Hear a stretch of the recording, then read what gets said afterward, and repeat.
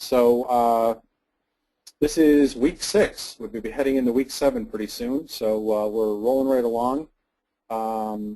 And we're actually heading into what will be pretty soon our last month, last 4 or so weeks. We end on, I think it's December 2nd. So we're moving right along. And we had some good material, to start working on. We'll start chewing more onto the meat of the campaigns a little bit more. So I think that that's a little more helpful. We're starting to move away from some of the theory and into, okay, what do we really do once we've got a contact or got a group, or what's been great is some of the discussion we've had about, if you've been following it within the campaign headquarters and some of the research projects, is people dealing with some complex issues that we have to deal with about our own internal politics, whether it was reaching out to different kind of members within the union. I see April's on, and I know that she's been working on those kind of projects, to staff unions that I didn't even know that would come up. Yet that is the staff of unions who are unionized themselves, and what we call staff unions generally, or in-house unions sometimes they're called. And I'm unionized myself, as I participated in that discussion and mentioned that I'm a member of the Professional Staff Association with my daytime job. And yeah, those kind of issues sort of muddle up the water a little bit, and we have to work through our own politics to, figure out, how we're going to organize the outside world, outside of our own systems and issues. And I'm also really glad to see that I've seen a number of you commenting on each other's projects and on each other's approaches to different things within the campaign headquarters or with the research project. And that's been great. That's what I'm looking for. Is it's sort of the best I can provide to that kind of discussion that you would have in a regular classroom, sort of a brick and mortars classroom. So I'm really glad to see that you're supporting each other and questioning, why did you do it this way, or I had experience one time where we did it that way, or what have you. So I'm really glad to hear that and to see that that's happening. That's really good. So we'll jump into our material here. Again, the agenda looks about the same. Some of you I know have done these before. I think we have maybe someone on tonight who has not. So the webinars always look like this. I give sort of a little update or an announcement like I just did about the class or about something specific coming up. Then I'll review the course notes that have happened, talk about the course notes a little bit.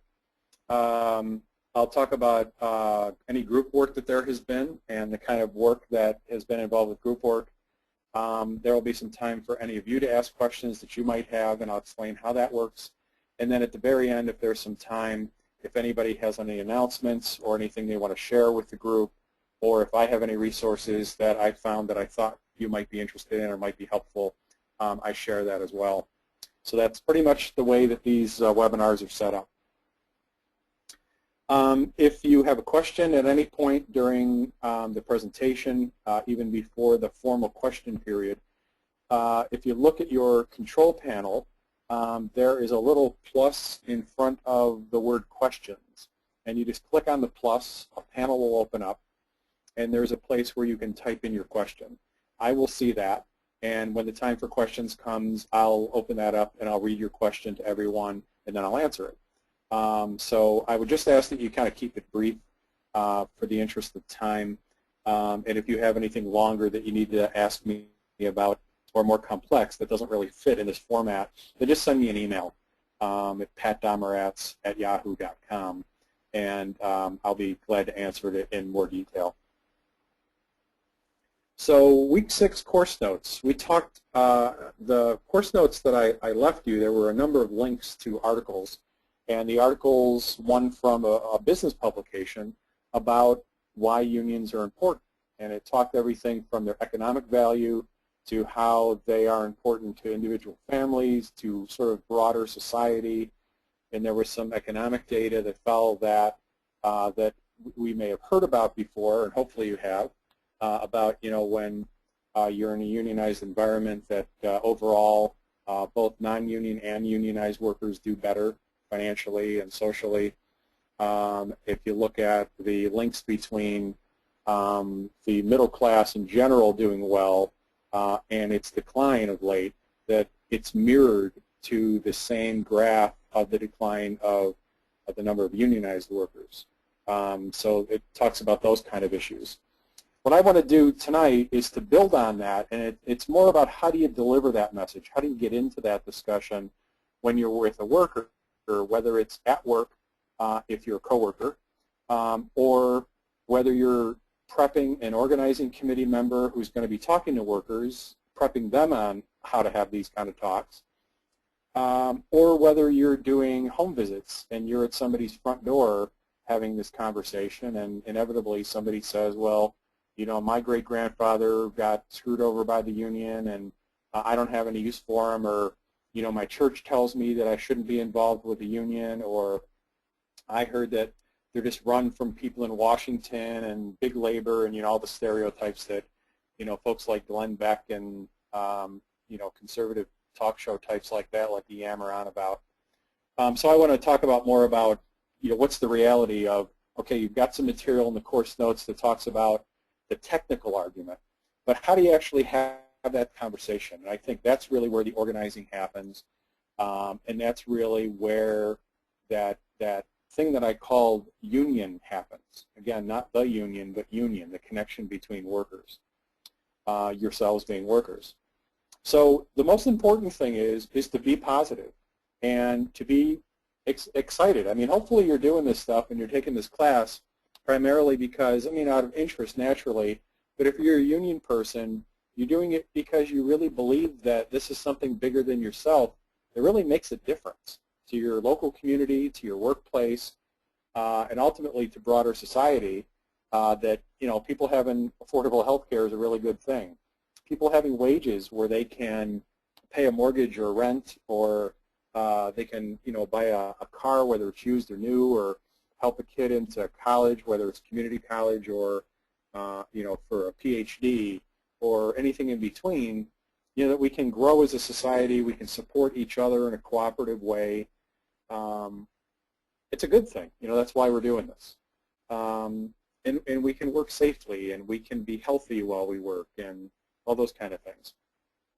So be positive, and that's the most important thing, and that comes across by, you know, it comes across with your body language. You got a smile on your face, that you are thanking people, you're courteous, all those kind of things that emulate the nonverbal and verbal communications to someone that, hey, that was a really nice person. It has having nothing to do with your message, but that was a good experience.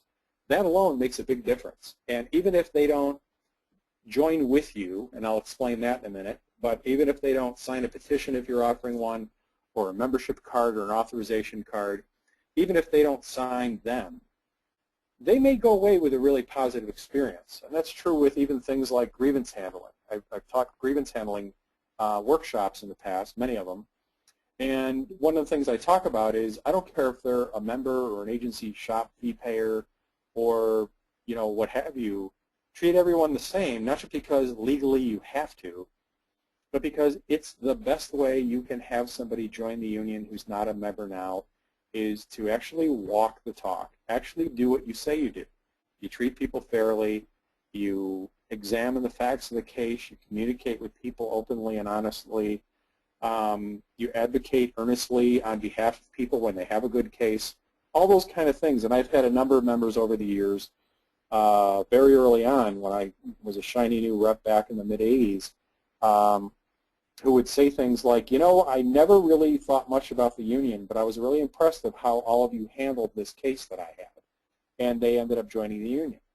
Simply, it wasn't anything that we said to them necessarily, but it was more walking the talk. So the being positive part is really, really helpful.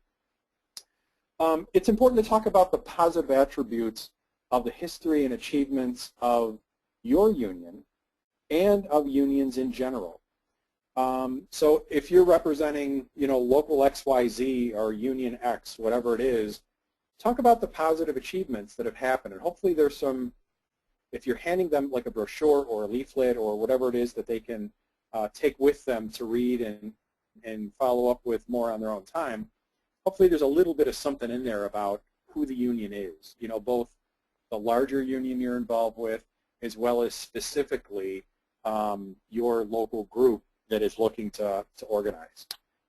So I think that's really important too, is to talk about the specific achievements you've had. You know, we've helped a number of people, everything from cut down on mandatory, I was thinking nursing cases with this, cut down on mandatory overtime, to work for more safe practices at work. I know that needle sticks have been a big issue with healthcare workers over the years. There was finally a law passed that dealt with those kind of issues in New York State, but there are still a number of states that don't have those kind of things in reporting issues and safety practices. And if you can say my union was linked to a positive outcome somewhere, well, that's certainly something hopefully somebody's going to take into consideration. So that's important, is to deliver that broader message that you've hopefully read about in the course notes, or will read about in the course notes, and put your local spin on it also. Let employees know about their rights to talk about a union around the workplace, and it differs where you work and what your assignment is. For an example, let's go to our imaginary first aid laboratories in Local 500, our organizing campaign we're working on. So, you know, one of the things is, where can people talk? Well, it kind of depends on what you do. If you are one of the administrative employees, one of the clerical employees, it's a little more restrictive, because assumingly there's going to be supervisors around. You might be in a closer knit area, work area, that you know, people could overhear things. Maybe you have a cubicle, maybe you don't. Maybe some have an office, maybe some don't. So, you know, our initial advice is going to be, until they can sort of feel their way around the workplace, is, you know, before work, during breaks and lunch, and after work, you know, non-work times are officially protected time when they can do that. Now, again, like I said, it depends on the kind of work you do. So, you know, I represent faculty members. Well, when is a faculty member working or not working? So they come onto campus, so they're at the workplace as soon as they park their car. They go to their office. Maybe they have an early morning class. They have a class, and then they have a period for office hours where they meet students. And then they have a department meeting with their coworkers within the department. And then they maybe have time for research, where they have some block time for a paper they're writing or some research they're doing. Maybe they have another class after that. Then maybe they have an all-faculty meeting. I mean, there's a number of things that go on during their day, but sort of like, when are they working, when aren't they? So in that case, it becomes a lot easier to meet with coworkers and informally talk with them or approach them, because there really isn't sort of a clean cut. You're working here, you're not working here. It becomes a lot easier to have that discussion with coworkers. So it really depends on the kind of work that you're dealing with. I think initially, when you're dealing with members of an organizing committee, I think to advise them more conservatively is smart. You know, just to say, keep it on non-work times. You know, before work, during breaks, lunchtime, after work, I think is a good idea. And then, you know, let them feel it out a little bit for themselves. Hopefully they will be owning this new organization they're building. So if they find that for the lab techs, let's say, it's a little bit easier for them to talk informally, you know, because they, let's say, for certain types of lab work, they work in small groups and they talk about everything. Then maybe that's not such a big deal. Or there's natural downtime while they're waiting for samples to come in. Well, maybe that's not such a big deal, and they can have an informal discussion at work. You know, you're just going to caution them that as they say, walls have ears, and be careful about who's around if you're trying to keep it quiet or confidential at that point. So that's one thing that I would advise people about, letting them know what their rights are. And if a supervisor comes in and says, hey, I saw you talking to somebody at lunch, and I overheard or I thought you were talking about the union, and you can't talk about that at all. Well, that's not true. So that's one of the things about letting them know their rights. So those things are outlined in publications that the National Labor Relations Board has if it's a private sector campaign. If it's a public sector campaign, then it depends on what the laws are in your state.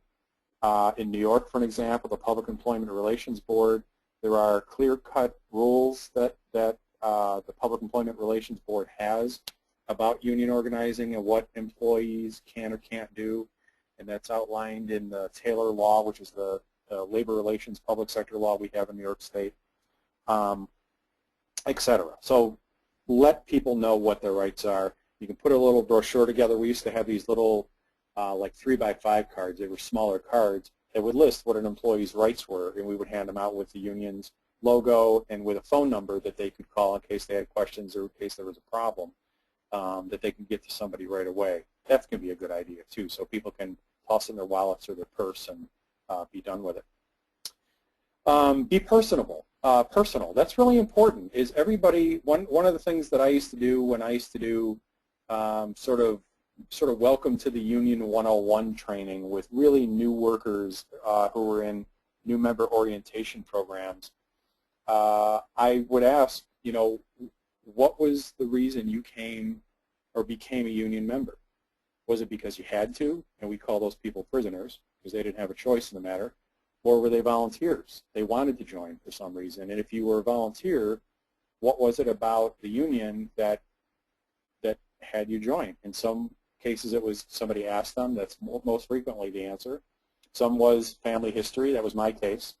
That my father was a United Auto worker, and before that he was a member of the IUE when he was a General Electric employee, when General Electric actually had factories. And before that, both of my grandfathers were miners at one time. My dad's dad for a long time, and he was with the UMW, the miner workers.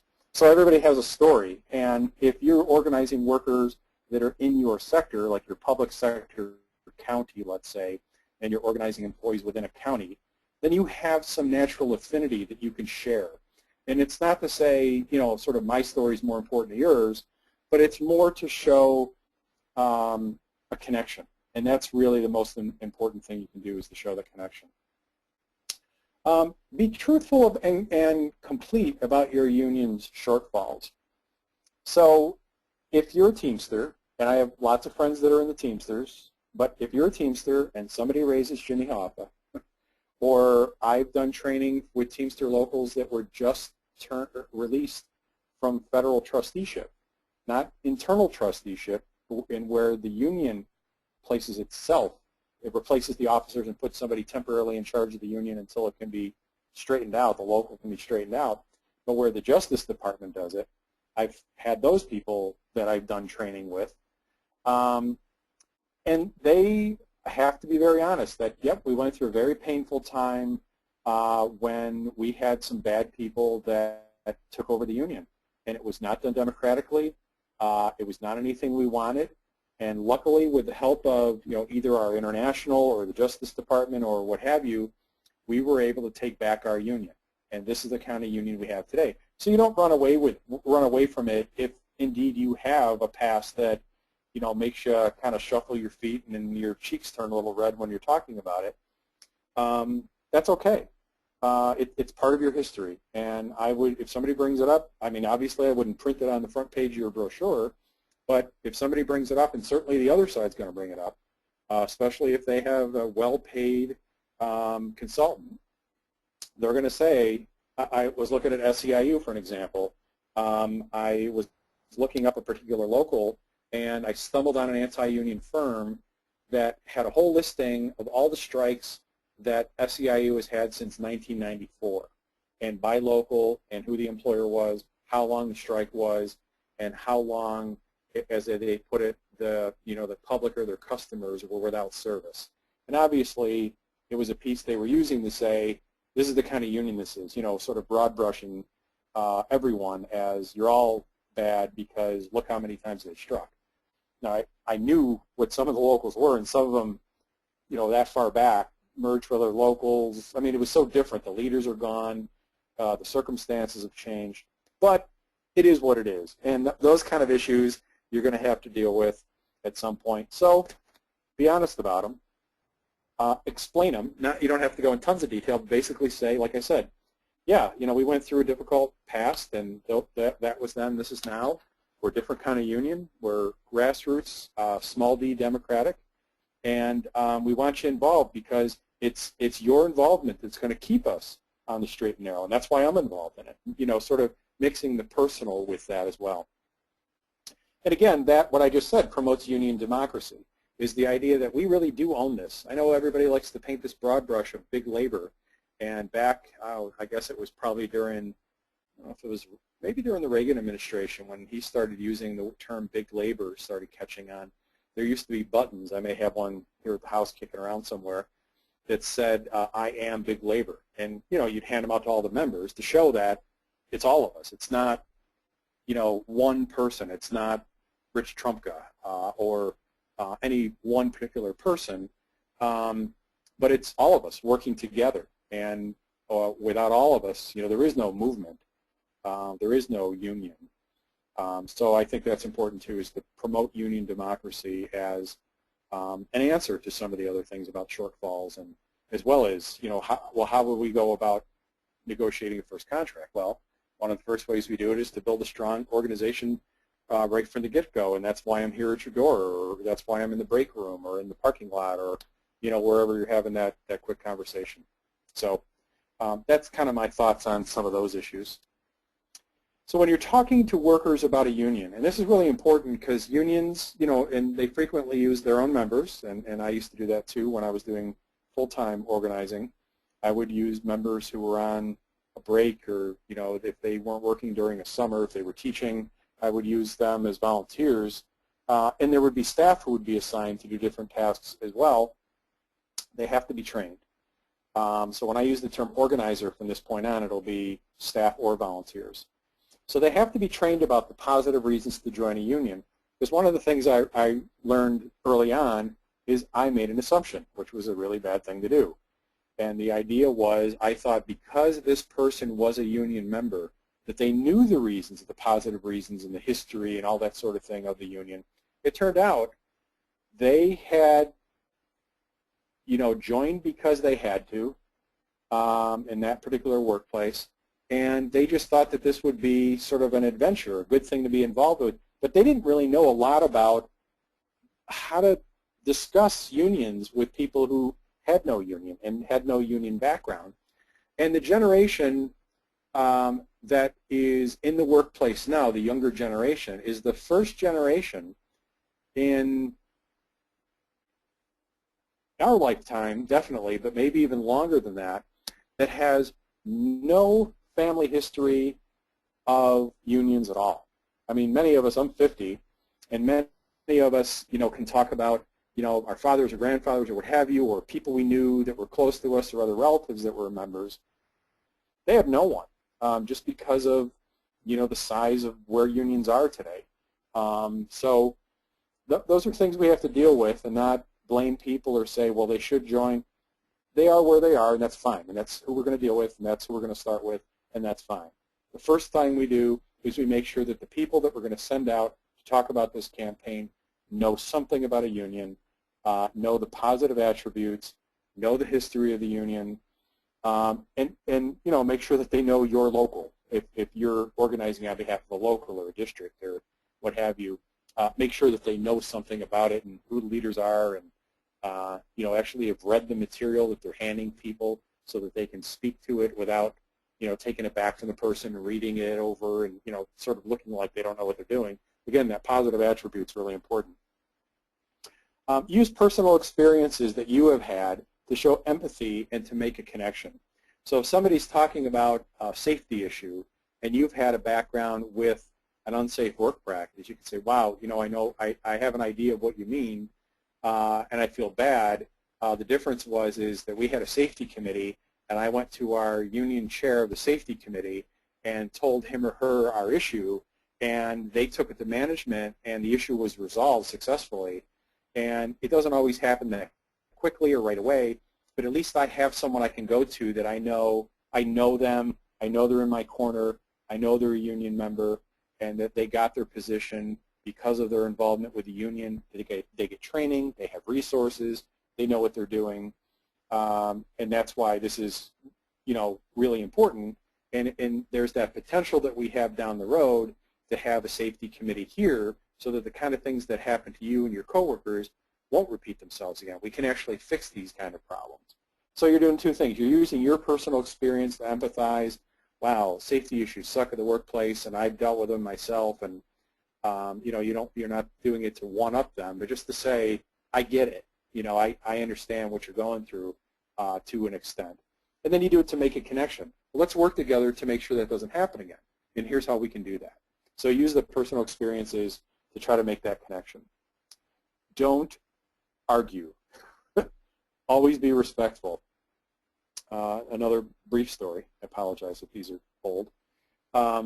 2004, John Kerry's running for president.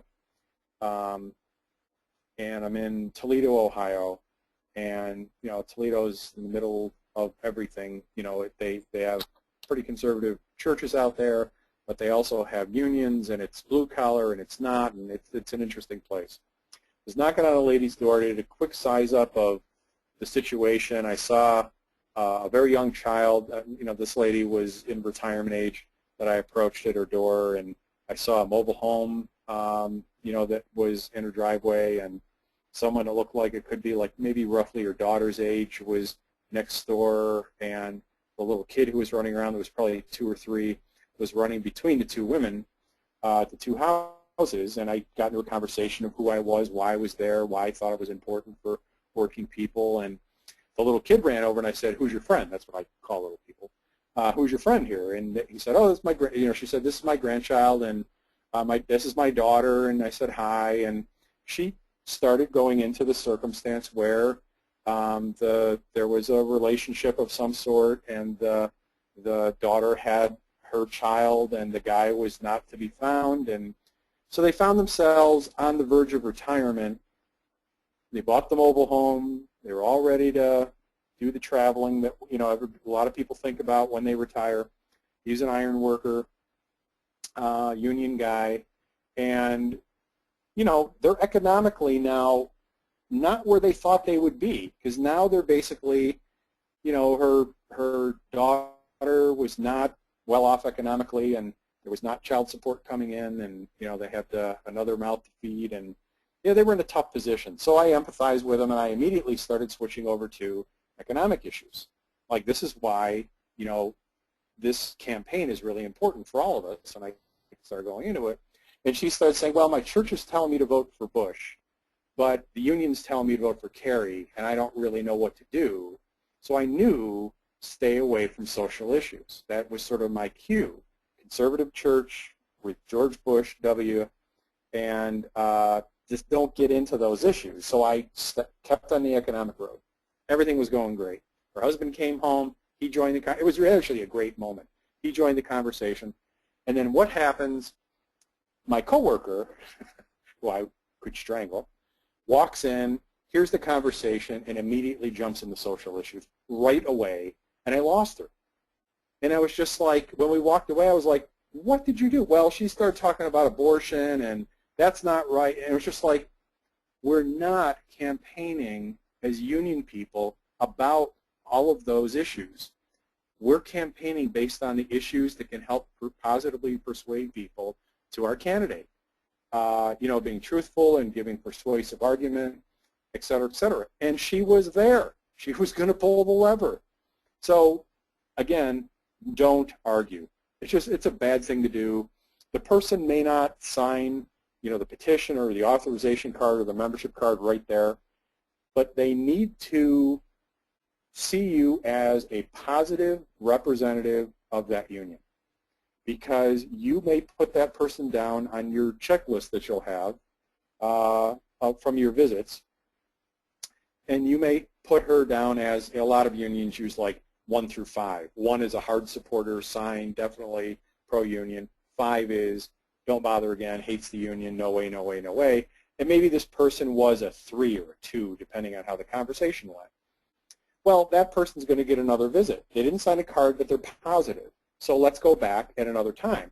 And that follow-up might be the visit that does it, because, again, in the back of his or her mind, they had a positive experience and liked the conversation. And, you know, that's sort of how this kind of thing goes. Accept the worker where they are is really important. You know, if somebody comes and says, well, I think unions are all communist, and, you know, I've listened to talk radio and I think they're right, along with don't argue, it's okay. It's okay if people have had bad experiences with a union. Some people have. Not all unions have treated people fairly, or we wouldn't have something called the duty of fair representation. We wouldn't have those court cases. We wouldn't have the Justice Department or our own unions putting locals in trusteeships. It happens. It's okay. I mean, it's not okay, but it happens. So accept workers where they are.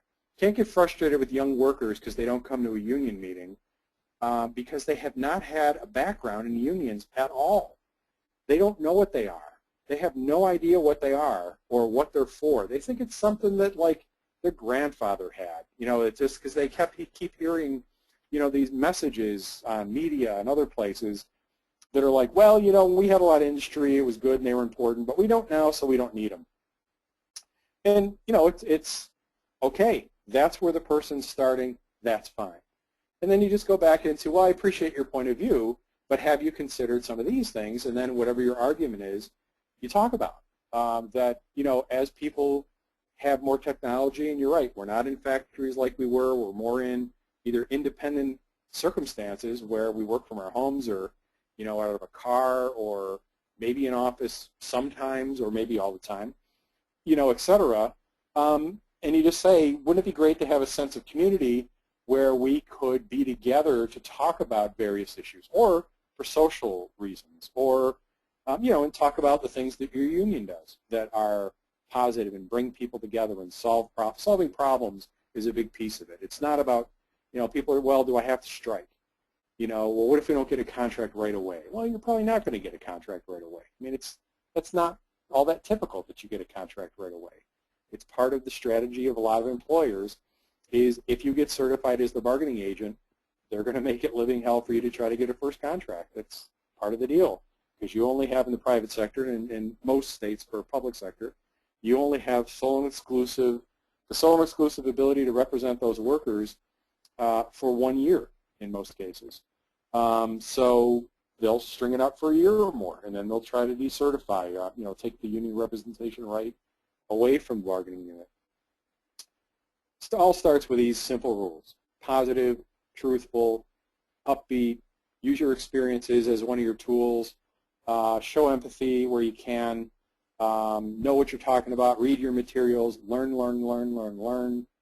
Don't argue, be respectful always, and accept the workers where they are. Wherever their starting point is great.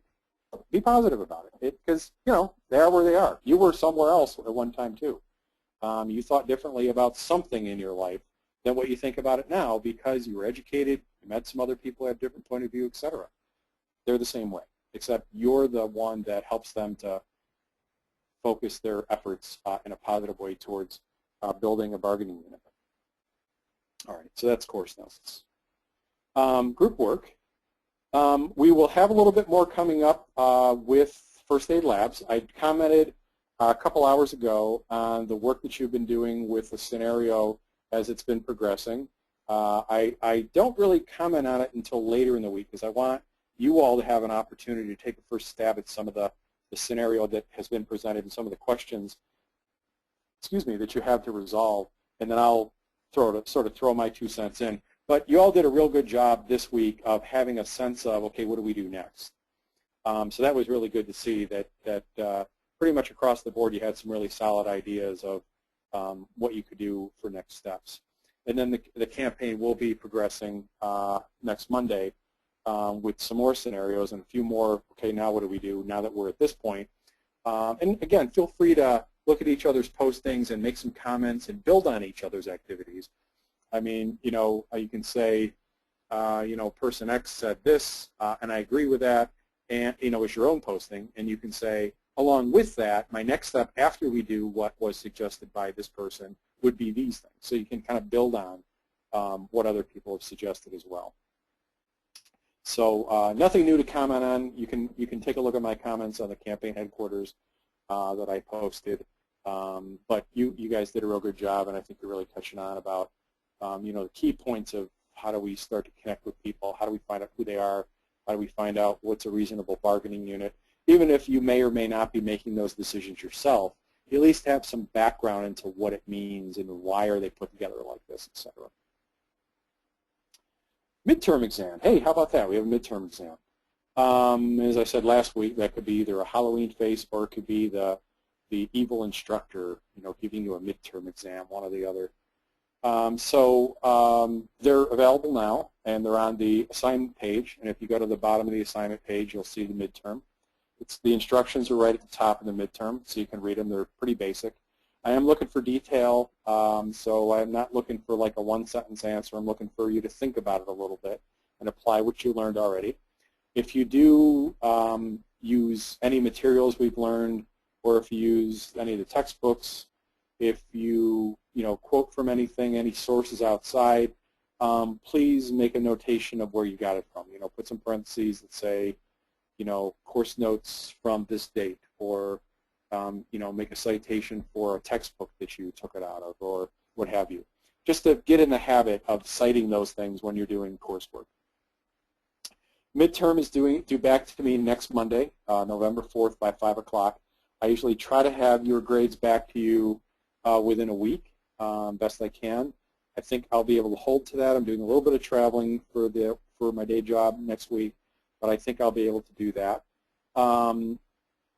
I do not, as for those of you who haven't taken my class before, I don't return your papers because you're emailing them to me, and everybody uses a little bit of a different version of whether they send a PDF or they send a Word document or what have you, or they put it in the body of a email itself.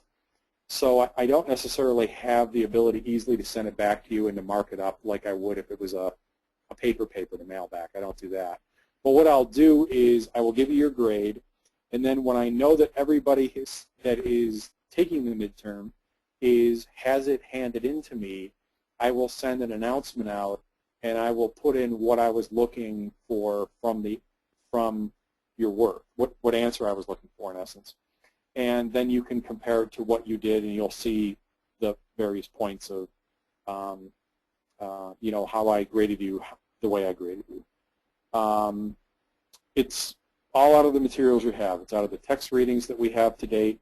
It's out of the course materials we have to date, as course notes. It's out of any of the attachments there were with the course notes. It's all out of those materials. All the answers are there. You don't have to go outside of the course materials at all to find the answers. None of the materials are taken, or none of the answers need to be taken from the webinars. Again, the webinars were not mandatory because it was something that we started after the course began.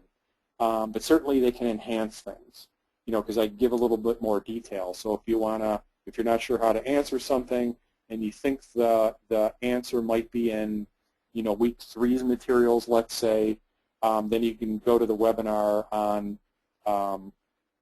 YouTube, because the links are still all posted on the announcement page, and you can find it there. As for last week's little snafu that we had about not being able to post the recording of last week's class, there was an email that was sent out from Alice that gave you the option of asking Alice for a CD, and she would send you a CD instead of having last week's webinar posted on YouTube, because we're not able to post it on YouTube for some technical reasons. So if you are still interested in that, that's still an option, and just email Alice Torres, and she'll be glad to send one out. So that's a word on midterms. If you have any specific questions about midterms, you can either throw a quick question up here, or if it's more detailed, you can just throw me an email, whatever works good for you. Questions from you? So this is your time to ask me what you would like to ask me, anything about what I talked about tonight, or anything about any of the materials from this week, or I can't give you answers about the midterm, but if there's anything about the instructions you have questions on, I could answer that at this point because people are still taking the midterm. So feel free to fire away. What's on your mind tonight? Is there anything specific that you have a question about, or anything with the campaign headquarters scenario, the local 500 scenario too, or anything else I can help you with tonight? I'll give you a minute or two to think about that and do some typing if you have anything there.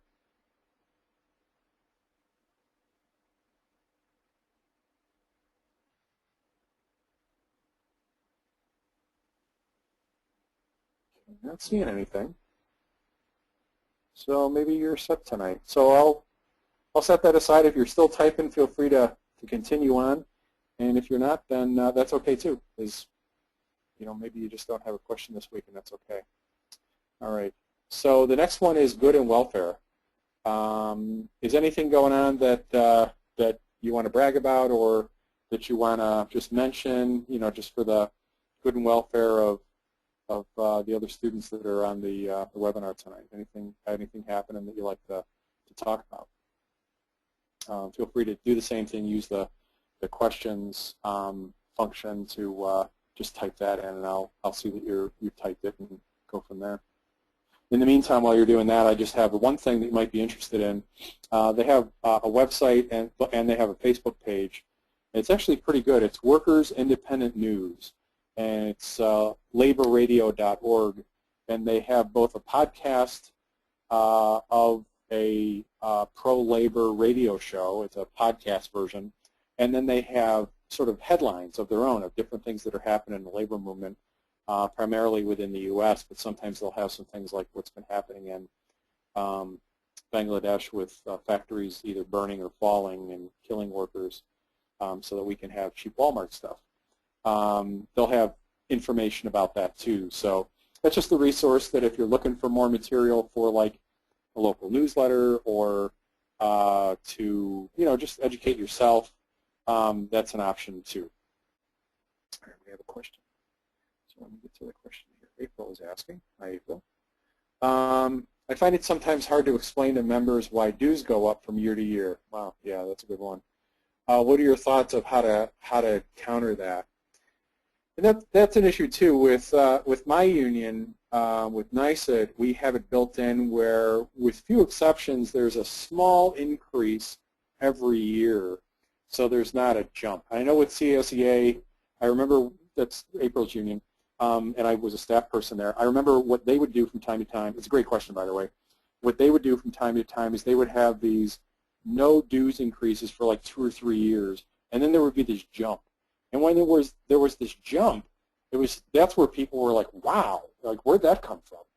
Or there was a restructuring of dues a couple times, and if you made over so much money, you paid a little bit more in dues, and there were a couple of higher categories that were added, and there was some revolt from people that were paid a little bit higher because they were going to have to pay a little bit more than someone else, but they got the same services, so they're like, why am I paying more, but I have the same services? Why don't we all pay the same? And you got to make the argument, well, but there are people in the union that make much less. Crossing guards at a school district, for an example, or a bus driver, make annually maybe $11,000, $15,000 a year, where somebody who works in the state court system, who may be an attorney, make $150,000 a year. Or in my union in education, we have people who are also crossing guards in school, bus drivers making $11,000 or $15,000. But we also have some higher paid, experienced, long-term teachers in certain parts of the state where they pay more because it's more expensive, whether it's New York City or Long Island, Westchester County, the greater New York City area, and they make anywhere from $70,000 to $150,000. Depending on how long they've been there, and if they lead programs, they get stipends and such. So it is an issue, and I think part of it is if you have a union that has a structure like the less you make, you pay a little bit less. I think that's good to stress, especially if you're representing lower paid workers.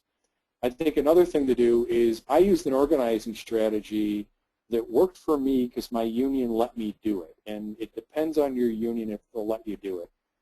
And it was also a way that I could effectively beat other unions to the punch when I organized. My union does not have what are called initiation fees like some unions do. Initiation fees are basically a one-time lump sum amount of money that you have to pay when you first join the union, and then you pay dues on top of that. We don't have that initiation fee. So that was the first thing when I walked in the door. I said, there's no fees up front. And so that got their interest right away, especially if I was going up against, I'll say the Teamsters, because we went up against them several times in this area where I live. We're successful each time, by the way. And then the other thing I was able to do is if you were a new member, you would pay nothing, no dues until we got a first contract, which a lot of unions tend to do that. You know, because otherwise it's like, well, we didn't get a contract, but you got all our dues, and you can make the argument, well, we still had to represent you in other areas, and it doesn't fly. So we just decided no dues until you get a first contract. And then the second thing is you don't pay full dues until the third year that you start paying dues. So the first year you paid a third of the full dues. The second year you paid 2/3 of the full dues. And then the third year you paid full dues. So you would be getting benefits and hopefully conceivably pay increases and, you know, other kind of benefits from the union, like, you know, most unions have like insurance programs, that kind of thing, where they might have some savings, so that would be an economic benefit. And then it's not till the third year that you pay a full amount. And it was a very handy tool to say to people, oh, okay. And then I would say there's a modest annual dues increase, because that's how my union structured it, where every year there's a very small dues increase, but it's done in such a way that people are used to it. So it really doesn't become a polarizing issue, because it has to be voted on by our Board of Trustees, which are all members, and they're, in my case, they're all elected members statewide, and they look over the finances of the union and they decide, you know, how much it should be. It's presented to the, we call it a representative assembly, but it's basically the annual convention that unions have, and people adopt it. And it really tends not to be as big of a deal as with some other unions, like I said, who have bigger jumps all at once, and that kind of upsets people a little. So it's a way of dealing with dues. It's not bulletproof, but it's a way of dealing with a dues issue that there is. So that's what I can give to that one. Michael has one. Hi, Mike. I realize it can be problematic, but when I'm volunteering, when I'm a volunteer organizer, I like to help people solve problems that may not be directly related to the campaign. At least if I lose the campaign, I did something good. Maybe it's as simple as getting someone hooked up with the right resources, open for debate, but it's something I've always tried to do. I don't think it's a bad idea. I mean, I get that idea, and it might be a way that you can show that, again, leave them with that positive feeling where you were able to help them out. It's like, wow, they didn't have to go that far, and they're helping me out. I would just be careful to make sure that it's within your area of expertise, so that you don't, not you personally, Mike, but so that an organizer doesn't do something that is unintentionally harmful and giving the wrong information, and then that gets back to the workplace, and it's like, well, this union guy came and he said he was going to help me out to make sure my trash got picked up on time, and it turns out that the guy skipped the next week. And if that's how they are with little things, then how are they going to do negotiating a contract? Well, that's kind of an absurd scenario, but you get what I mean, is if you're going to do something to help people out, make sure it's something you know something about, or else it's probably better to back away from that. If you stick to the core message with that positive attitude, the empathy, the making a connection with that person, it's probably the best approach that you can take. If you take a little bit of a walk out on a limb, again, make sure you have the expertise and the experience to know how to deal with it. But it's a great question, though. It's a good issue to deal with, because I'm sure that, you know, it happens when you know, people look at various scenarios. Just make sure that you have the ability to do that, and that if it falls flat for some reason, that it doesn't harm the union in any way. So it was a good thought. Okay, so that's our questions that we have for tonight. So next webinar, we're starting to wrap up here. Next webinar is next Thursday, same time, same station, 8 o'clock Eastern Time. I'll be posting the registration link. Actually, it'll be coming up as an announcement automatically tomorrow, and you can register for that. Each webinar, again, will be recorded. This one is recorded, and I'm sure will be posted on YouTube. And Alice will be sending me the link to the YouTube location, likely tomorrow, maybe the next Monday. And then I'll post that as an announcement also, so that you'll be able to listen to it if you want to hear parts of it again, or if somebody missed it, that they'll be available for you. So hopefully that's helpful. If you have any other questions, feel free to throw me an email. Enjoy tonight, and happy Halloween to everybody. And have a really good weekend, and work safe, and we'll see you next week. Thanks a lot.